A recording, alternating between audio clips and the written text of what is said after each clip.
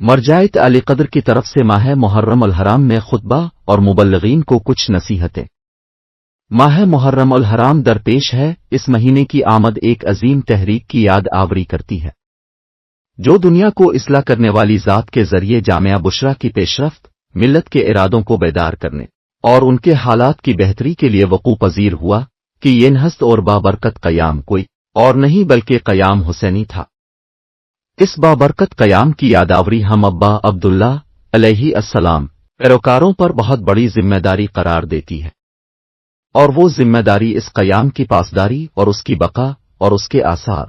اور نتائج کا لوگوں کے دلوں میں باقی رکھنا ہے، اور سید الشہداء علیہ السلام کے تمام چاہنے والے اس ذمہ داری سے بری نہیں ہیں،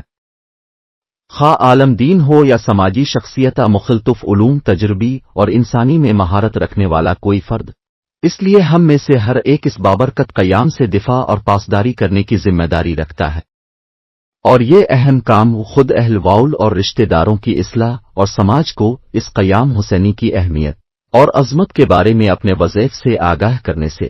انجام پائے گا۔ لیکن ایک بڑی ذمہ داری خطبہ کے اوپر ہے، کیونکہ وہ تحریک اور قیام سید الشہداء علیہ السلام کو لوگوں تک پہنچانے کے نمایاں چہرے ہیں۔ اس لیے ضرورت ہے کہ یہیں پر رک کر ایک سوال پیش کریں، کیا ممبر حسین زمانے کی تبدیلی اور شرائط کے لحاظ سے اپنی ذمہ داریوں کو بہتر طریقے سے کہ مقدس حسینی آثار لوگوں کے دل و جان میں قرار پائے ادا کر رہا ہے؟ اس بنا پر کچھ نصیحتیں ممبر حسین کے خطبہ کے لیے یاد آوری کرنا چاہتا ہوں۔ پوائنٹ نمبر 1، مختلف مطالب، کیونکہ جامعہ روحانی، تربیتی اور تاریخی موضوعات کی نیاز رکھتا ہے، اور اس کا لازمہ یہ ہے کہ خطیب مختلف مطالب کے ایک مجموعہ کا حامل ہو تاکہ سامعین ہدایت کی بعض نیازوں کو پورا کر سکے۔ پوائنٹ نمبر 2، خطیب اپنے زمانے کے تہذیبی، اجتماعی اور مبتلا با امور سے آگاہ ہو، جیسے اعتقادی شبہات جو ہر سال سامنے آتے ہیں، ان کے تناسب سے اپنی علمی تحقیق کو قرار دے، اور جامعہ کے مختلف رویوں کو جو ہر دور میں مومنین پر گزر رہے ہیں مورد تحقیق قرار دے، کیونکہ نئی فکر اور تہذیب کے ساتھ ہمراہی کرنا باعث ہوگا کہ سماج امام حسین علیہ السلام کے منبر کے بنسبت ایک بیدار، بافہم اور زیادہ تاثیر پذیر اور مین سیر سماج ہو۔ پوائنٹ نمبر 3، قرآن کریم کی آیات، احادیث اور واقعات کو معتبر کتابوں سے نقل کرنے میں زیادہ دقت سے کام لے، کیونکہ احادیث واقعات کے مصادر میں دقت نہ کرنا باعث ہوگا کہ منبر حسینی کا مقام عمومی طور پر سننے والوں کے نظر میں ختم ہو جائے۔ پوائنٹ نمبر 4، مجلسوں میں خواب اور خیالی واقعات سے مدد لینے سے پرہیز کریں، کیونکہ یہ کام امام حسین علیہ السلام کے شان کو گھٹاتا ہے اور منبر کو تبلیغ کے دوسرے ابزار کی طرح بے اہمیت قرار دیتا ہے،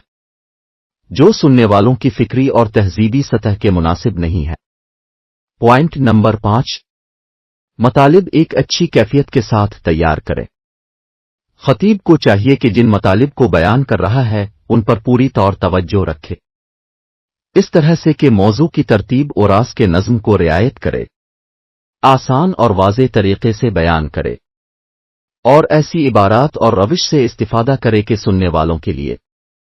اور ان افراد کے لیے جو اس کی مجلسوں پر نظر رکھتے ہیں کشش رکھتا ہو، کیونکہ خطیب کا مجلس کی تیاری اور موضوعات کے مرتب کرنے اور اچھے انداز میں بیان کرنے کی کوشش سبب بنتی ہی کہ مجلس سید الشہداء علیہ السلام کے سننے والے پڑھنے والے کا سننے میں ساتھ دیں۔ پوائنٹ نمبر 6، اہل بیت علیہم السلام کی تمام میراث گران بہا اور خوبصورت ہے، لیکن خطیب کی مہارت اور اس کا ہنر اس وقت ظاہر ہوتا ہے جب ایسی احادیث کا انتخاب کرے جو تمام قوموں کے لیے، جو مختلف ادیان اور فکری اور اجتماعی اختلاف رکھتی ہے، کشش رکھتی ہو، جیسا کہ معصومین علیہم السلام سے روایت میں ہے کہ اگر لوگ ہمارے کلام کے حسن کو جانیں تو ہماری پیروی کریں گے۔ ان کے کلام کا حسن ان کی میراث ہے، جس میں انسان کو عظمت دینے والی چیزیں ہیں، جس کی طرف مختلف ادیان اور تہذیب کے لوگ کشش پیدا کرتے ہیں۔ پوائنٹ نمبر 7، سماج میں موجودہ مشکلات کو اس کے مناسب راہ حل کے ساتھ بیان کرنا۔ पसज़वार नहीं है कि खतीब घरों के आपसी इख्तिलाफात, जवान नस्लों की गुज़िश्ता नस्लों से दूरी और तलाक वगैरह जैसी मुश्किलात को बयान करने पर इक्तिफा करे,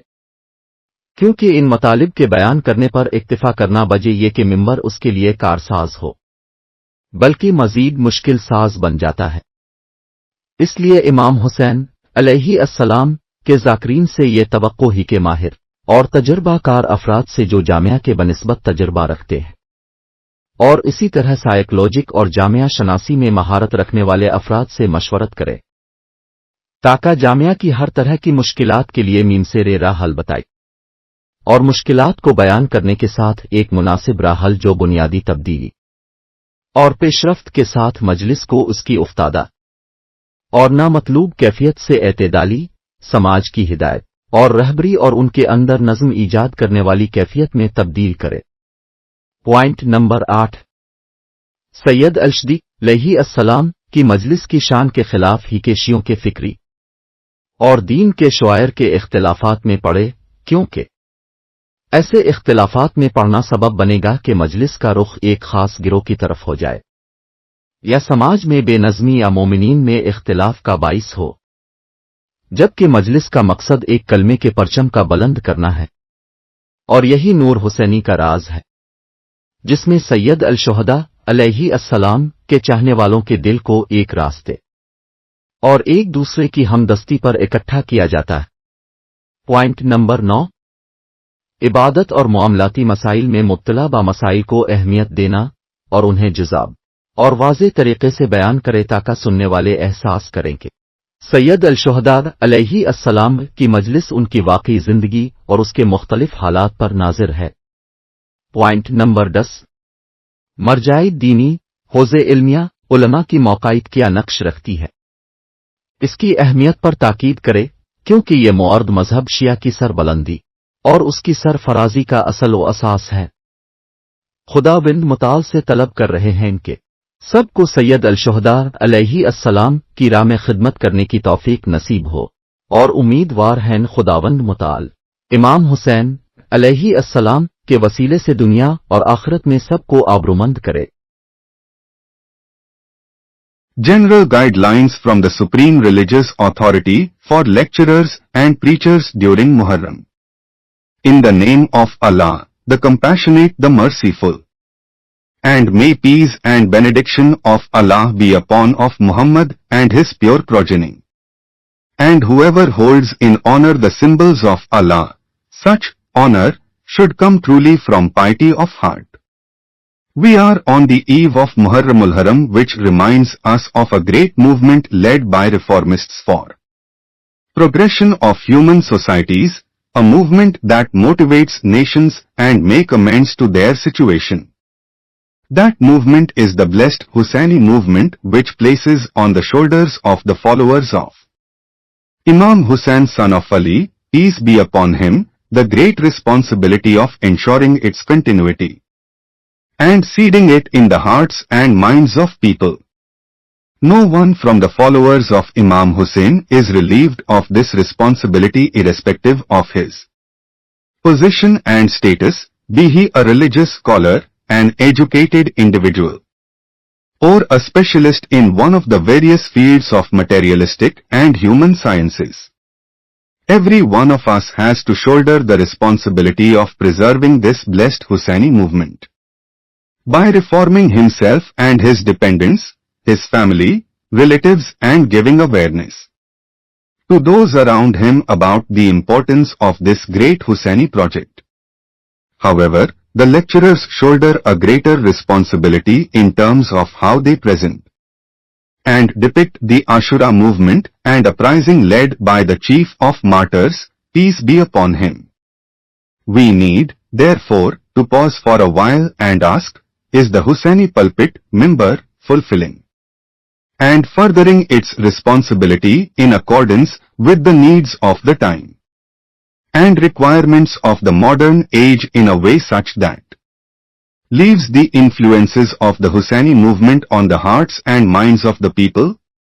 Based on this point, we have a few pieces of advice and guidelines for those who mount the pulpit. in a ceremony held to commemorate the martyrdom of the chief of martyrs. Point number 1. The lecturer must address a wide range of issues proportionate to the spiritual, educational and historical needs of the society, and this requires the lecturer to be well educated and prepared to discuss various subjects in many different fields,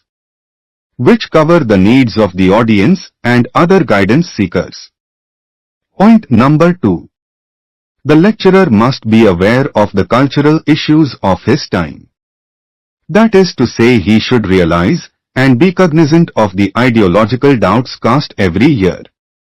He must be able to read the developments and changing behaviors in every society, and at all times which the believers go through, because being abreast with the emerging thoughts, behaviors and cultural issues would cause the gathering of people round the Hussaini member to be more lively, dynamic and effective. Point number 3. The lecturer must make sure to exercise great caution in selecting the Quranic verses and relating authentic narratives from trusted sources and mentioning authentic historical events. Otherwise, failing to verify the sources of the narratives or stories may cause the audience to lose their trust and confidence in the Hussaini member. Point number 4. The lecturer must avoid narrating dreams and untrue stories,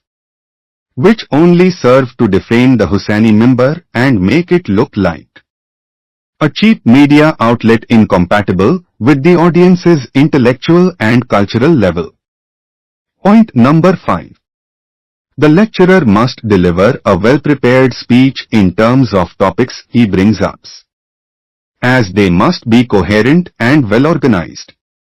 He must explain everything in plain words using a good style and carefully chosen phrases, as they are highly important for the audience. In fact, if the orator makes his best effort in preparing,